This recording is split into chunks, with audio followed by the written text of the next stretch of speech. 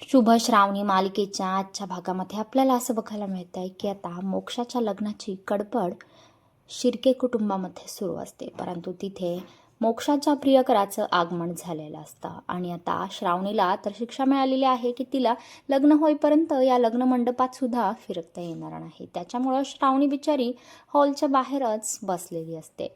इकडे आता मोक्षाचा प्रियकर तिच्या रूममध्ये जाऊन तिला धमकी देतो आहे की तू या तारखेला मी बोलवतोय तिथे यायचं आहेस आणि सगळ्यांना सांगायचं आहे की मी तुझा प्रियकर आहे आणि आपण दोघांना लग्न करायचं आहे. परंतु मोक्षाला त्याच्याशी लग्न करायचं नसतं. त्यामुळे आता मोक्षाचा प्रियकर मोक्षाला धमकी देतो आहे. त्याच्यामुळे मोक्षासमोर आता कोणताही पर्याय उरलेलाच नसतो आणि मग मोक्ष आता स्वतःचा जीव देण्याचा प्रयत्न करते आहे.